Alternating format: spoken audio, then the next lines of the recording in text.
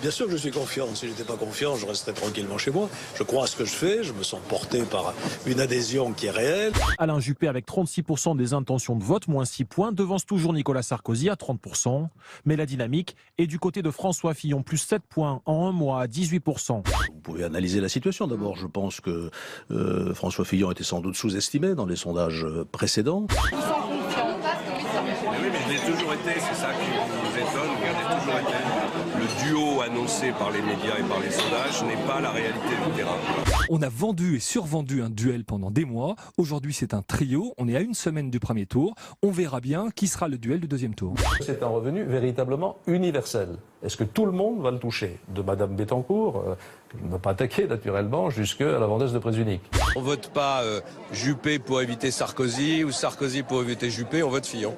Venez dans mon quartier et vous demanderez aux gens s'ils me voient souvent, non pas aux prises uniques. Non, tact, je bats ma coulpe. J'ai fait une énorme connerie, voilà, c'est épouvantable, ça disqualifie ma candidature à la présidence de la République, je le reconnais volontiers. Daniel Trump. Merci. On va arriver là, merci. Donald Trump, le nouveau président américain, a dit hier soir aux manifestants dans son pays. N'ayez pas peur.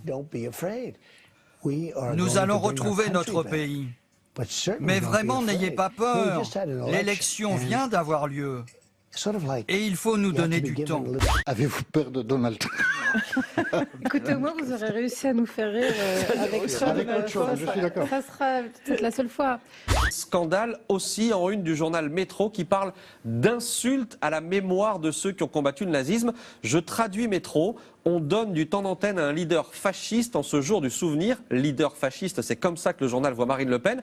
La victoire de Donald Trump est une pierre, en réalité supplémentaire, dans l'émergence d'un nouveau monde qui a vocation à remplacer un ordre ancien. Côté promesse, Donald Trump a confirmé qu'il nommerait à la Cour suprême des juges anti-avortement et favorables au port d'armes à feu. En revanche, il ne va pas remettre en cause le mariage homosexuel. Ce que nous allons faire, c'est prendre les gens qui sont des criminels et qui ont des casiers judiciaires, qui appartiennent à des gangs, qui sont des trafiquants de drogue. Sans doute 2 millions, ça peut aussi être 3 millions de personnes. Nous allons leur faire quitter le pays ou nous allons les mettre en prison. Allez-vous vraiment construire ce mur? Oui. Certains députés républicains ont dit qu'il pourrait s'agir d'une barrière. Vous accepteriez une barrière? Pour certaines zones, on pourrait mettre une clôture. Mais pour d'autres, un mur serait plus approprié. Je suis vraiment bon pour tout ça. Ça s'appelle la construction. Il renonce à son salaire de président, quelques 400 000 $ annuels.